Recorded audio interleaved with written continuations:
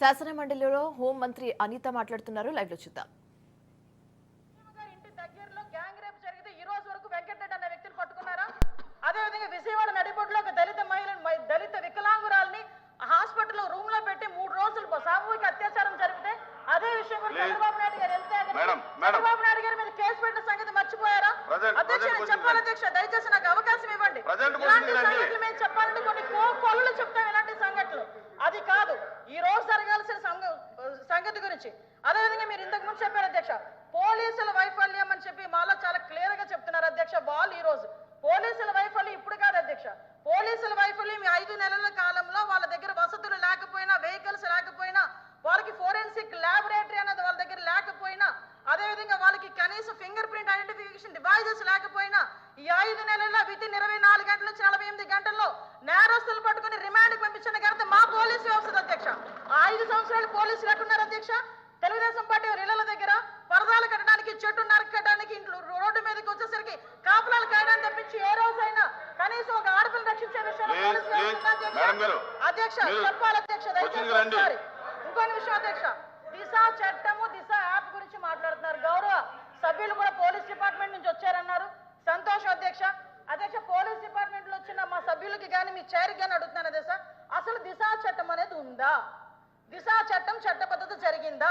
దిశ చట్టం చట్టబద్ధత లేకుండా దిశ పోలీస్ స్టేషన్ ఏర్పాటు చేసుకుని రాజమండ్రిలో దిశ పోలీస్ స్టేషన్ ఇదే సభ్యులందరూ కలిపి అప్పుడున్న మాజీ సీఎం గారు జగన్మోహన్ రెడ్డితో కలిపి రిబ్బన్ కట్ చేయించారు అధ్యక్ష. ఇక్కడ ఎంత దౌర్భాగ్యమైన పరిస్థితి అంటే అధ్యక్ష, అదే రోజు సాయంత్రం ఒక సామూహిక అత్యాచారం 3 రోజుల పాటు ఒక మైనర్ బాలికని, దళిత బాలికని అత్యాచారం చేసి అదే దిశ పోలీస్ స్టేషన్ ముందు వదిలేసి వెళ్ళారు అధ్యక్ష. పోలీసులకి ఛాలెంజ్ చేశారు అధ్యక్ష ఒక రేపులు చేసే వ్యక్తి. ఆ రోజు ఏం జరిగింది అధ్యక్ష? కానీ తర్వాత దిశ చట్టం పక్కన పెట్టి దిశ యాప్ అని చెప్పి తీసుకొచ్చారు అధ్యక్ష. దిశ యాప్ అనేది ఇంతకు ముందు తెలుగుదేశం పార్టీ గవర్నమెంట్ లో 4th లైన్ అని చెప్పి ఒక యాప్ ఉండేది అధ్యక్ష, దాన్ని కన్వర్ట్ చేసి దిశ యాప్ అని పెట్టారు. నిజంగానే దిశ యాప్ ద్వారా నిజంగానే నేరాలు తగ్గించేసాము, లేకపోతే నేరాలకు సంబంధించి మేము చాలా మందిని పట్టేసుకున్నామంటే రికార్డ్స్ ఎందుకు నేరాలు పెరిగిపోయినాయని చెప్తుంది అధ్యక్ష.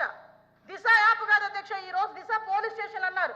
ఆ రోజు మహిళా పోలీస్ స్టేషన్ బోర్డులు తీసి దిశ పోలీస్ స్టేషన్ అని పెట్టడం నిజం కాదా అధ్యక్ష? మీ సభ్యులు చెప్పాలి, పోలీస్ ఆఫీసర్ కదా ఆయన.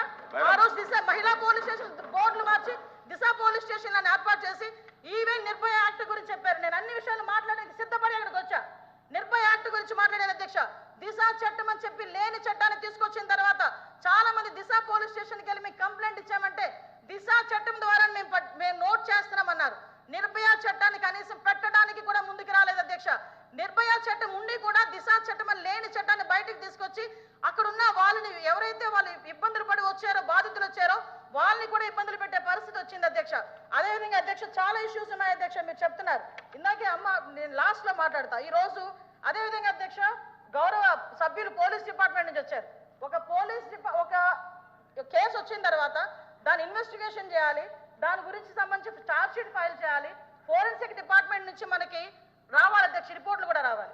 అమరావతిలో ఫోరెన్సిక్ డిపార్ట్మెంట్ సంబంధించి ఒక ల్యాబొరేటరీ కట్టడానికి సెంట్రల్ గవర్నమెంట్ దగ్గర 200 కోట్ల రూపాయలు శాంక్షన్ చేస్తే కేవలం అమరావతిలో ఉన్నది ఆ ఒక్క ల్యాబొరేటరీ అనే ఉద్దేశంతో ఈ రోజుకి కన్స్ట్రక్షన్ మధ్యలో ఆపేసి 5 సంవత్సరాలు ఫోరెన్సిక్ ల్యాబొరేటరీని కూడా ఒక్క స్టెప్ ముందుకేయకుండా చేసిన మీరు ఈ రోజు ఫోరెన్సిక్ ల్యాబొరేటరీ గురించి మాట్లాడుతుంటే బాధ అనిపిస్తుంది అధ్యక్ష. 5 సంవత్సరాలు వేస్ట్ అయింది. ఈ రోజు 5 సంవత్సరాల్లో ఫోరెన్సిక్ ల్యాబొరేటరీ కనుక జరిగుంటే, నిర్మాణం జరిగుండి ఈ రోజుకి కూడా లైవ్ లో ఉండుంటే ఇలాంటి సంఘటనలు జరిగిన వెంటనే శిక్ష పడేదానికి 4 సంవత్సరాలు 5 సంవత్సరాలు అవసరం లేదు అధ్యక్ష. 4-5 నెలల్లో శిక్ష పడి నేరస్తున్న వాళ్ళు ఈ రోజు జైలు శిక్ష అనుభవించే పరిస్థితులు ఉండేది అధ్యక్ష. ఆ రోజు జరిగిన ల్యాప్సెస్ ఇన్ని మన దగ్గర పెట్టుకొని వాళ్ళ దిశ చట్టానికి 4 వీలర్స్ అన్నారు, 2 వీలర్స్ అన్నారు. ఎక్కడ ఉన్నాయి అధ్యక్ష? మంత్రి గారు అధ్యక్ష ఒక్క విషయం వినాలి. ఇప్పుడు అడిగిన దానికి సమాధానం చెప్పండి. మీ ఒక్క ప్రశ్నకే అరగంట టైం తీసుకుంటే సభ నడపాలి కదా. మీరు క్లోజ్ చేయండి. అధ్యక్ష ఇక్కడ మీరు ఒక మాట నాకు మాట వినాలి. అడిగిన దానికి చెప్పండి అధ్యక్ష. నాకు ఒక మాట, వీళ్ళందరూ క్వశ్చన్స్ వేశారు అధ్యక్ష. అధ్యక్ష నేను వాళ్ళు వేసిన క్వశ్చన్స్ కి బియాండ్ ఒక లైన్ కూడా వెళ్ళలేదు. మీరు క్వశ్చన్ కి సమాధానం చెప్పండి, తప్పే లేదు. క్వశ్చన్ కి సమాధానం మీరు పూర్వపరాలు వర్తమానం అన్ని చెప్తారా? సభలో 1 వర్డ్ ఆన్సర్స్ చెప్పలేము కదా. వాళ్ళు క్వశ్చన్స్ అడిగారు, మేము చెప్తున్నాము. కూర్చోండి సార్ అధ్యక్ష చెప్పండి మంత్రి గారు. 5 సంవత్సరాల లా అండ్ ఆర్డర్ ఫెయిల్ అయింది, నిజంగానే ఫెయిల్ అయిందండి. శ్రీనివాస్ గారు కూర్చోండి. ఇక్కడికి వచ్చి కూర్చున్నారు. శ్రీనివాస్ గారు కూర్చోండి. కూర్చున్నారంటే ఇంక నిజంగానే ఫెయిల్ అయింది. కూర్చోండి కూర్చోండి. మేడం మేడం చెప్పండి. మాట్లాడుతున్నారు అధ్యక్ష, ఇది కాదు, సభ్యత కాదు. నేను సమాధానం చెప్తున్నాను ఒక మంత్రిగా. వాళ్ళు క్వశ్చన్స్ అడిగారు, మీరు నేను brief గా సమాధానం చెప్పండి. చెప్తున్నాను. మీరు చెప్తున్నాను brief అధ్యక్ష. brief చేయండి. ఇంకా అధ్యక్ష, ఈ రోజు మహిళల గురించి మాట్లాడటం అన్నది, మహిళల గురించి మాట్లాడటం అయిన తర్వాత కూర్చో భాష గారు అయిన తర్వాత మాట్లాడదు. మేడం గారు చెప్పిన తర్వాత మేడం గారు చెప్పిన తర్వాత నేను మీకు రిక్వెస్ట్ మేడం మేడం మీరు చేతితో మాట్లాడండి. ఛాలెంజ్ అనకూడదు కాబట్టి నేను ఆగుతున్నా. ఇప్పటి వరకు సభ్యులు అడిగిన క్వశ్చన్స్ ని దాటి నేను ఒక్క లైన్ ముందుకెళ్ళానేమో మీరే చెప్పండి. సభ్యులు అడిగిన మేడం questions కే కదా నేను మీరు సమాధానం చెప్తున్నా. అరే రే దానికి కూడా వినే ఓపిక మేడం మీరు ఇటు సభ వాస్తవాలు చెప్తుంటే అంత బాధగా ఉందా? ప్లీజ్ వాస్తవాలు చెప్తుంటే అంత మేడం. బాధగా ఉందా మీకు? మేడం మీరు చేతితో మాట్లాడండి. అధ్యక్ష ఇంకో 2 నిమిషాలు అధ్యక్ష. మీరు సభతో కాదు మాట్లాడేది, చేతితో అధ్యక్ష, మాట్లాడండి. ఇప్పుడు వరకు లాస్ట్ క్రైమ్ అవనియండి, ఇప్పుడు జరుగుతున్న ఏ క్రైమ్ అయినా అధ్యక్ష, మనం జనరల్ గా కనుక నేను కేస్ స్టడీస్ కూడా చూశాను అధ్యక్ష. నేను హోమ్ మినిస్టర్ అయిన తర్వాత జరిగిన సంఘటనలకు సంబంధించి ప్రతి ఒక్క కేసుకి సంబంధించిన కేస్ స్టడీస్ కూడా మేము చూసుకున్నాం అధ్యక్ష. మేజర్ పార్ట్ గాంజాయి డ్రగ్స్ వాటిని బేస్ చేసుకొని అలాంటి వాళ్ళ పరిస్థితిలోని ఎక్కువగా జరిగిన పరిస్థితి అధ్యక్ష. 5 సంవత్సరాలు గాంజాయి మీద ఒక్క రివ్యూ చేశాడు అధ్యక్ష మాజీ ముఖ్యమంత్రి జగన్మోహన్ రెడ్డి. గాంజాయి మీద ఒక్క రివ్యూ అధ్యక్ష. ఈ రోజు గాంజాయిని అరికట్టడానికి దమ్మున్న నాయకుడు మా నాయకుడు గంజాయి నార్కోటిక్ టాస్క్ ఫోర్స్ ఈ రోజు తీసుకొచ్చారు అధ్యక్ష. 5 సంవత్సరాల్లో గంజాయి గురించి ఒక్కసారి కూడా మాట్లాడలేదు అధ్యక్ష. నేను విషయం చెప్తున్నాను అధ్యక్ష. దానికి ప్యారలల్ గా ఈ రోజు వరకు జరుగుతున్న సంఘటనలు ఈ రకంగా వచ్చినాయి అధ్యక్ష. దయచేసి అది కూడా ఆలోచించుకోవాలి. ఒకటి లాస్ట్ అండ్ ఫైనల్ గా చెప్తాను అధ్యక్ష, ఈ గవర్నమెంట్ మహిళల భద్రత మీద పెద్ద పీట వేసింది.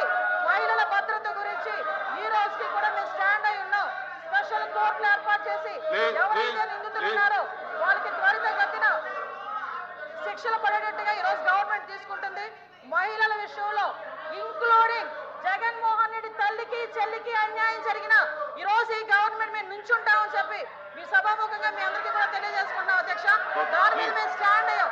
వాళ్ళు చేసిన దానికి అధ్యక్ష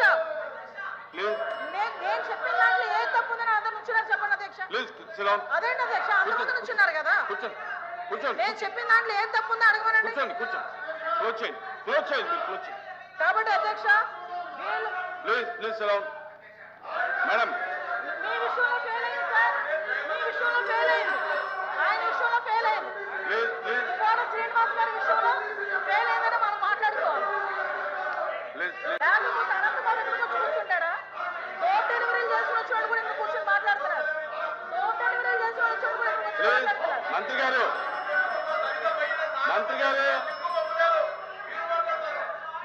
డెలివరీలు చేసి వచ్చేవాళ్ళు తిరుమల తిరుపతి అవసరం రైలు చేసిన వాళ్ళు మాట్లాడతారు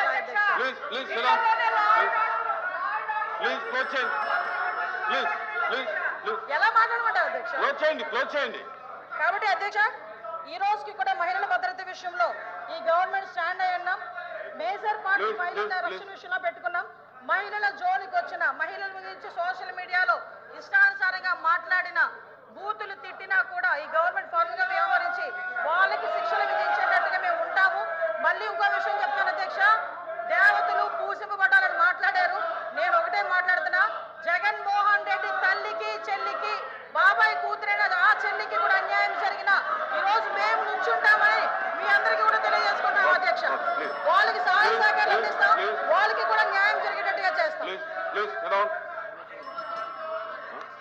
ఎల్ఓపి గారు కూర్చోండి అందరూ కూర్చోమ్మా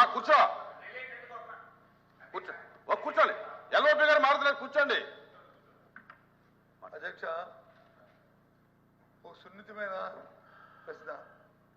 ఈ ప్రశ్న మా ఇక్కడ ఈ హౌస్లో ఉన్న 50 మంది గురించే కాదు, ఈ రాష్ట్రంలో ఉన్న 5 లక్షల మంది ప్రజలు కూడా దీని గురించి చూస్తున్నారు. రాష్ట్రంలో శాంతి భద్రతలు ఎలా ఉన్నాయి, ఏ విధంగా ఉన్నాయని సభ్యులు అడిగిన ప్రశ్నకి వచ్చి సూటిగా సమాధానం చెప్పకుండా దానికి వారు వచ్చి బాధ్యత కాకుండా అబాధ్యతగా వారు వచ్చి రాజకీయ ఉపన్యాసం కోసం రాజకీయ అద్దె కోసం చేస్తున్న ఈ నేపథ్యంలో ముఖ్యంగా మేమే కాదు అధ్యక్ష, ప్రభుత్వంలో ఉన్న నేనైతే చదివా సందర్భం అయినా కాకపోయినప్పటికీ సొంతంగా ఉన్న ప్రభుత్వంలో డిప్యూటీ సీఎం గారు కూడా రాష్ట్రంలో శాంతి భద్రతలు క్షీణించాయనే విషయాన్ని కూడా చెప్పిన విషయాన్ని కూడా ఈ నేపథ్యంలో ఈ ప్రశ్నకు సరైన సమాధానాన్ని ప్రభుత్వం రాకుండా దాన్ని రాజకీయం చేయాలనే ఉద్దేశంతో అమ్మ కూర్చోమ్మ రాజకీయం చేయాలనే ఉద్దేశంతో వారు ఇచ్చిన సమాధానానికి నిరసనగా మేము వచ్చి ఈ ప్రశ్నకి వాకౌట్ చేస్తాం అధ్యక్ష సభలో వాస్తవాలు వినే ఓపిక లేక వాకౌట్ చేస్తున్నారు. సభలో వాళ్ళు చేసే దౌర్భాగ్యాలు వినే ఓపిక లేక సహించలేక వాకౌట్ చేస్తున్నారు. నిజంగా దమ్ముంటే నుంచోమనండి, ఆయన అడిగిన దానికి సమాధానం చెప్తా నేను. మేడం కూర్చోమనండి సార్, మేము సమాధానం చెప్తాము. వెళ్ళిపోతామని మాట్లాడమేంటి సార్, ఇప్పుడు అనాలి షేమ్ అని. మేడం మీరు 1 మినిట్ మీరు బాధ్యత గల మంత్రి అయి ఉండి దమ్ము ధైర్యం అనేది మాట్లాడటం కరెక్ట్ కాదు. దమ్ము ఏంటి ఇదేనా? క్షమించండి. ప్లీజ్ శ్రీరామ్.